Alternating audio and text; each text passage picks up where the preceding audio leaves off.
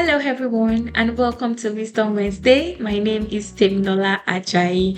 Today's episode is a little special because it's been one full month since we started learning from Atomic Habits by James Clear. Yeah.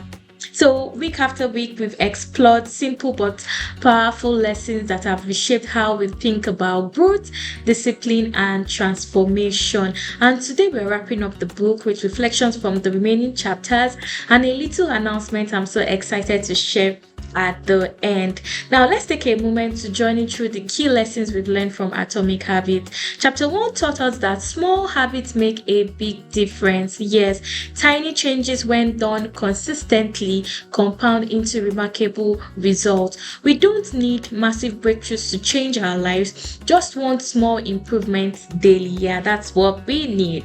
Now, chapter 2 reminded us that true behavior change starts with identity. You don't build better habits by focusing on outcomes. You build them by becoming the kind of person who naturally lives that way. Chapter 3 showed us the 4-step pattern of habits: the cue, the craving, the response, and the reward, and how every habit follows this simple loop. Chapter 4 helps us realize that habits are triggered by cues around us. Our environment shapes us more than our intentions do. Chapter 5 introduced the idea of implementation, intention, and habit stacking. Remember, that was what we talked about last week. Planning exactly when and where to perform a new habit and attaching it to something you already do. Chapter 6 reminded us that motivation doesn't sustain habits, clarity and structure do. When you make a habit obvious and easy, you remove the need to feel ready. Now, I will also go through chapter 7 and the other part of the chapters.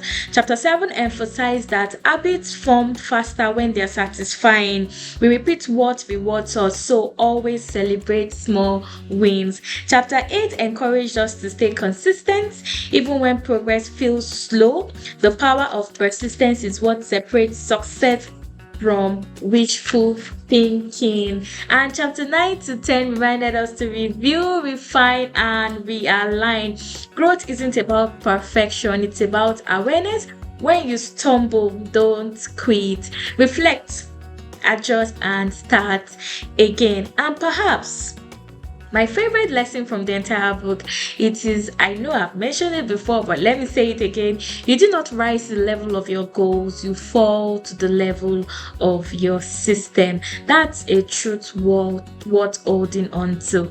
So now, this journey through Atomic Habits has been more than a book review for me. It's been a mirror. It reminded me that transformation starts in a small, unseen daily decision, and that is exactly what inspired my own writing journey, one I'm so excited to finally share with you. My new book, Bloom Anyway. Yeah, it's a collection of real life stories, reflections, and lessons on personal growth, healing, and resilience.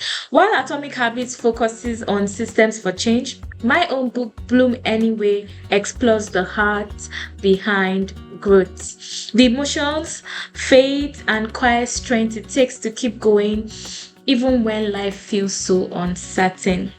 Now, it's about learning to bloom in every season, the easy ones, the hard one, and in between. Yes, that's what my book, Bloom Anyway, is all about. Yeah, because sometimes growth isn't about adding more habits. It's about allowing yourself to heal, to pause, and to begin again. So as we wrap up with Atomic Habits, I want you to remember this, that change doesn't have to be dramatic. It just has to be consistent. Then you keep showing up for yourself, keep planting the right seeds, and no matter what happens, learn to bloom anyway. So thank you for joining me every week on this journey of wisdom and growth.